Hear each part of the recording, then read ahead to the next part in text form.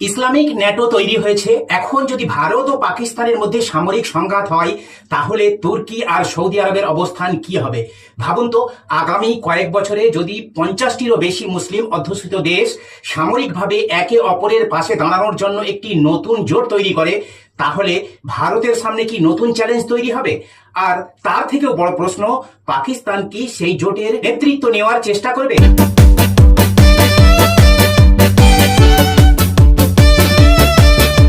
আজকের পুরো বিষয়টা বুঝতে হলে আমাদের শুরু করতে হবে মধ্যপ্রাচ্যের সাম্প্রতিক ভূরাজনৈতিক পরিবর্তন থেকে। কেন এই মুহূর্তে ইসলামিক সামরিক জোটের আলোচনা চলছে? গোটা পৃথিবীর ভূ রাজনীতিতে একটা বড় পরিবর্তন শুরু হয়েছে। আমি বলবো না যে পরিবর্তনটা হয়ে গেছে অলরেডি, বরং বলা ভালো এটা মাত্র শুরু হয়েছে। আর আগামী কয়েক বছর গোটা বিশ্বের নজর থাকতে পারে এই অঞ্চলের দিকে, কারণ পাকিস্তান ইসলামিক সংখ্যাগরিষ্ঠ দেশগুলিকে নিয়ে একটি বড় ধরনের সামরিক সহযোগিতা কাঠামো তৈরির চেষ্টা করেছে। এর সবচেয়ে গুরুত্বপূর্ণ উদাহরণ হলো পাকিস্তান ও সৌদি আরবের মধ্যে স্বাক্ষরিত পারস্পরিক প্রতিরক্ষা চুক্তি। এই চুক্তির ফলে একটা গুরুত্বপূর্ণ প্রশ্ন সামনে এসেছে, ভবিষ্যতে যদি ভারত ও পাকিস্তানের মধ্যে সামরিক সংঘাত হয়, তাহলে সৌদি আরবের অবস্থান কি হবে? সৌদি কি পাকিস্তানের পাশে দাঁড়াবে, নাকি এটাকে ভারত পাকিস্তানের দ্বিপাক্ষিক সংঘাত হিসাবেই দেখবে? এই প্রশ্নের উত্তর বুঝতে হলে আমাদের পুরো ছবিটা একসঙ্গে দেখতে হবে। ইসরায়েলের আক্রমণাত্মক অবস্থান কেন গুরুত্বপূর্ণ? প্রথমে আসি ইসরায়েলের দিকে।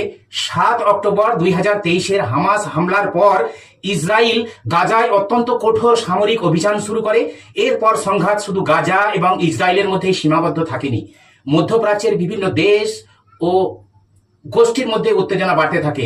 আর সবচেয়ে গুরুত্বপূর্ণ বিষয় হলো, ইসরায়েল তার শত্রুদের বিরুদ্ধে শুধু সীমান্তের কাছাকাছি নয়, প্রয়োজনে অন্য দেশেও আঘাত করার সক্ষমতাও ইচ্ছা দেখিয়েছে। কাতারের রাজধানী দোহায় হামাসের নেতাদের উপস্থিতির বিষয়টি সামনে রেখে ইসরায়েল সেখানে হামলা চালানোর ঘটনাও মধ্যপ্রাচ্যের দেশগুলোর মধ্যে বড় নিরাপত্তা উদ্বেগ তৈরি করেছে। এখানেই আসল পরিবর্তন ঘটেছে, কারণ কাতারে আমেরিকার সামরিক উপস্থিতি রয়েছে, তারপরও সেখানে হামলা হয়েছে। ফলে মধ্যপ্রাচ্যের অনেক দেশের মনে একটি প্রশ্ন তৈরি হয়েছে, আমেরিকার সঙ্গে ঘনিষ্ঠ সম্পর্ক এবং আমেরিকান সামরিক উপস্থিতি কি সত্যিই কোনো দেশকে সম্পূর্ণ নিরাপত্তার নিশ্চয়তা দিতে পারে? এখানেই পাকিস্তান সুযোগ দেখেছে। এই পরিস্থিতিটাকেই পাকিস্তান একটি জিওপলিটিক্যাল সুযোগ হিসাবে দেখছে, কারণ মধ্যপ্রাচ্যের অনেক দেশের অর্থ আছে, কিন্তু বিশাল আকারের স্থায়ী সেনাবাহিনী গড়ে তোলার মতো জনসংখ্যা নেই। আবার আফ্রিকার অনেক মুসলিম অধ্যুষিত দেশের জনসংখ্যা বড় হলেও অর্থনৈতিক সীমাবদ্ধতা রয়েছে। সেন্ট্রাল এশিয়ার অনেক দেশের ক্ষেত্রেই এই ধরনের সমস্যা রয়েছে, অর্থাৎ অনেক দেশের কাছে নিরাপত্তার প্রয়োজন আছে, কিন্তু সেই নিরাপত্তা নিজেরাই সম্পূর্ণভাবে তৈরি করার সামর্থ্য নেই তাদের। আর পাকিস্তানের কাছে রয়েছে একটি বড় সেনাবাহিনী, বিমান বাহিনী, নৌবাহিনী এবং পারমাণবিক অস্ত্র। ফলে পাকিস্তানের কাছে এই পরিস্থিতি একটি বড় কৌশলগত সুযোগ। পাকিস্তানের ইসলামিক ন্যাটো পরিকল্পনা এই সুযোগ কাজে লাগিয়ে পাকিস্তান ইসলামিক দেশগুলোকে নিয়ে একটি বড় সামরিক সহযোগিতার ধারণা সামনে এনেছে। দোহায় বহু ইসলামিক দেশের প্রতিনিধিদের নিয়ে বৈঠক হয়েছে এবং সেখানে বৃহত্তর প্রতিরক্ষা সহযোগিতার প্রস্তাব সামনে এসেছে। এখানে একটা বিষয় পরিষ্কার করে নেওয়া দরকার, ন্যাটোর মতো কোনো পূর্ণাঙ্গ নতুন সামরিক জোট রাতারাতি তৈরি হয়ে যাবে এমনটা বলা মোটেই ঠিক হবে না, কারণ ন্যাটোতে একটি দেশের ওপর আক্রমণকে জোটের সম্মিলিত নিরাপত্তার প্রশ্ন হিসাবে দেখা হয়। ইসলামিক দেশগুলোর মধ্যে সেই ধরনের ব্যবস্থা তৈরি করতে গেলে অনেক রাজনৈতিক, সামরিক এবং কূটনৈতিক সমস্যা সমাধান করতে হবে। তাই এখানে আসল প্রশ্ন হলো, এই দেশগুলো কি ধীরে ধীরে এমন একটি সামরিক সহযোগিতা কাঠামো তৈরি করতে পারবে?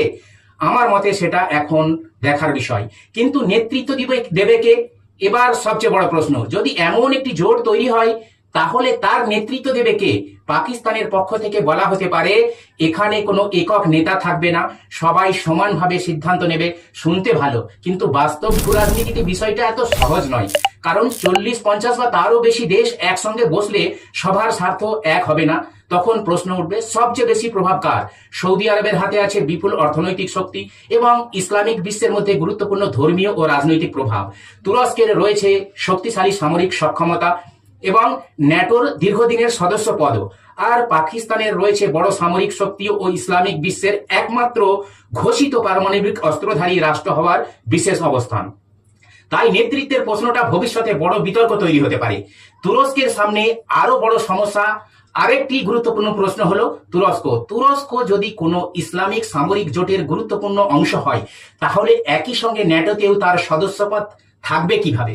কারণ ন্যাটোর নেতৃত্বে রয়েছে আমেরিকা, আর নতুন কোনো ইসলামিক সামরিক জোট যদি মূলত মধ্যপ্রাচ্যের নিরাপত্তা এবং ইসরায়েলের বিরুদ্ধে রাজনৈতিক অবস্থানকে কেন্দ্র করে তৈরি হয়, তাহলে তুরস্ককে দুই দিকের ভারসাম্য বজায় রাখতে হবে। তাই তুরস্কের ভূমিকা ভবিষ্যতে অত্যন্ত গুরুত্বপূর্ণ হতে পারে। এবার আসি ভারতের কথায়। এবার সবচেয়ে গুরুত্বপূর্ণ প্রশ্ন, এই পুরো পরিবর্তনের মধ্যে ভারতের অবস্থান কি? প্রথমেই একটা বিষয় পরিষ্কার করা দরকার, ইসলামিক বিশ্বের সব দেশ কিন্তু ভারতের বিরুদ্ধে নয়, বরং বাস্তবতা হলো অনেক ইসলামিক সংখ্যাগরিষ্ঠ দেশের সঙ্গে ভারতের অত্যন্ত ঘনিষ্ঠ সম্পর্ক রয়েছে। সৌদি আরব, সংযুক্ত আরব আমিরাত, কাতার, ওমান, উপসাগরীয় দেশগুলির সঙ্গে ভারতের অর্থনৈতিক ও কৌশলগত সম্পর্ক রয়েছে। সেন্ট্রাল এশিয়ার বিভিন্ন দেশের সঙ্গেও ভারতের সম্পর্ক গুরুত্বপূর্ণ। আবার আফ্রিকার বহু দেশের সঙ্গে ভারতের উন্নয়ন, স্বাস্থ্য, প্রযুক্তি এবং অন্যান্য ক্ষেত্রে সহযোগিতা করেছে। অর্থাৎ ইসলামিক বিশ্বের একটি বড় অংশকে পাকিস্তানের নেতৃত্বে ভারতের বিরুদ্ধে দাঁড় করিয়ে দেওয়া এতটা সহজ নয়। ভারত পাকিস্তান সংঘাত হলে কি হবে? এখন ধরুন ভবিষ্যতে ভারত পাকিস্তানের কোনো সন্ত্রাসী ঘাঁটির বিরুদ্ধে সামরিক অভিযান চালালো, তখন কি পুরো ইসলামিক সামরিক জোট ভারতের বিরুদ্ধে চলে যাবে? আমার মতে এমনটা ধরে নেওয়া বাস্তবসম্মত নয়। কারণ ভারত ও ওই দেশগুলোর প্রত্যেকটির নিজস্ব জাতীয় স্বার্থ রয়েছে। সৌদি আরবের স্বার্থ একরকম, তুরস্কের স্বার্থ অন্যরকম, কাতার, ইউএই, ওমান কিংবা সেন্ট্রাল এশিয়ার দেশগুলোর স্বার্থ আবার আলাদা আলাদা। তাই শুধু ধর্মীয় পরিচয়ের ভিত্তিতে 50টির বেশি দেশ ভারতের বিরুদ্ধে একসঙ্গে সামরিকভাবে দাঁড়িয়ে যাবে এমন সম্ভাবনা খুবই কম। কিন্তু এর মানে এই নয় যে ভারতের কোনো চিন্তার কারণ নেই। চিন্তার জায়গাটা অন্যত্র। পাকিস্তান সৌদি প্রতিরক্ষা চুক্তির আসল গুরুত্ব পাকিস্তান ও সৌদি আরবের প্রতিরক্ষা চুক্তিকে এইখানেই আলাদা করে দেখতে হবে। সৌদি আরবের একটি গুরুত্বপূর্ণ প্রয়োজন রয়েছে। সৌদি আরবের অর্থনৈতিক শক্তি অনেক, কিন্তু জনসংখ্যার তুলনায় নিজস্ব সামরিক শক্তি সীমিত। অন্যদিকে পাকিস্তানের রয়েছে বড় সামরিক বাহিনী। তাই সৌদি আরব পাকিস্তানের সামরিক সক্ষমতাকে নিজের নিরাপত্তার জন্য কাজে লাগাতে চাইতে পারে, আর পাকিস্তানেরও অর্থনৈতিক প্রয়োজন রয়েছে। ফলে দুই দেশের স্বার্থ এখানেই এক জায়গায় এসে মিলেছে। অর্থাৎ এই চুক্তিকে শুধু ভারতকে কেন্দ্র করে দেখলে পুরো ছবিটা বোঝা যাবে না। এর পেছনে সৌদি আরবের নিজস্ব নিরাপত্তা এবং পাকিস্তানের নিজস্ব অর্থনৈতিক ও কৌশলগত স্বার্থও রয়েছে। সৌদি আরবের নিরাপত্তা উদ্বেগ। এখন প্রশ্ন হলো, সৌদি আরবের এত সামরিক সহযোগিতা দরকার কেন? কারণ সৌদি আরবের সামনে একাধিক নিরাপত্তার চ্যালেঞ্জ রয়েছে। একদিকে ইরানের সঙ্গে দীর্ঘদিনের আঞ্চলিক প্রতিদ্বন্দ্বিতা, তো অন্যদিকে ইয়েমেনের হুতি গোষ্ঠী নিয়ে নিরাপত্তা উদ্বেগ, আর মধ্যপ্রাচ্যে ইসরায়েলের সঙ্গে চলমান সংঘাত পরিস্থিতিকে আরো অনিশ্চিত করে তুলেছে। তাই সৌদি আরবের কাছে পাকিস্তানের সামরিক শক্তি একটি গুরুত্বপূর্ণ নিরাপত্তা সম্পদ হতে পারে। আগামী কয়েক বছরে কি হতে পারে, এখানেই আমার কাছে সবচেয়ে গুরুত্বপূর্ণ বিষয়টি রয়েছে। হয়তো আগামীকালই কোনো নতুন ন্যাটো তৈরি হবে না, হয়তো আগামী 1 বছরেও হবে না, কিন্তু আগামী কয়েক বছরে যদি ইসলামিক দেশগুলোর মধ্যে সামরিক সহযোগিতা বাড়তে থাকে, তাহলে সেটা হবে আসল পরিবর্তন। যৌথ সামরিক মহড়া হতে পারে, প্রতিরক্ষা প্রযুক্তি বিনিময় বাড়তে পারে, গবেষণা ও উন্নয়নে সহযোগিতা হতে পারে, মিসাইল, ড্রোন, প্রতিরক্ষা প্রযুক্তি এবং সামরিক প্রশিক্ষণে দেশগুলো একে অপরের সঙ্গে কাজ করতে পারে। আর এর পাশাপাশি আন্তর্জাতিক মঞ্চে ইসলামিক দেশগুলো নিজেদের একটি যৌথ রাজনৈতিক অবস্থান তৈরি করতে পারে। ভারতের জন্য আসল চ্যালেঞ্জ কোথায়? তাই ভারতের সামনে সবচেয়ে বড় বিপদ একটা নয় যে আগামীকাল 50টি ইসলামিক দেশ ভারতের বিরুদ্ধে যুদ্ধ ঘোষণা করবে। বাস্তব চ্যালেঞ্জ হলো, পাকিস্তান যদি ধীরে ধীরে ইসলামিক বিশ্বের একটি গুরুত্বপূর্ণ সামরিক ও কৌশলগত কেন্দ্র হয়ে ওঠে, তাহলে তার আন্তর্জাতিক প্রভাব অনেকটাই বেড়ে যাবে। আর সেই প্রভাবকে পাকিস্তান ভবিষ্যতে ভারতের বিরুদ্ধে কূটনৈতিকভাবে ব্যবহার করার চেষ্টা করতে পারে। তাই ভারতের জন্য আসল লড়াই শুধু সীমান্তে নয়, লড়াইটা হবে কূটনীতি, অর্থনীতি, প্রতিরক্ষা প্রযুক্তি এবং সফট পাওয়ারের ক্ষেত্রেও। তাহলে পুরো বিষয়টা এক লাইনে কি দাঁড়ালো? ইসলামিক ন্যাটো আজই তৈরি হয়ে যাচ্ছে এমন দাবি করা মোটেই ঠিক হবে না। কিন্তু ইসলামিক দেশগুলোর মধ্যে বৃহত্তর প্রতিরক্ষা সহযোগিতার একটা প্রবণতা তৈরি হচ্ছে।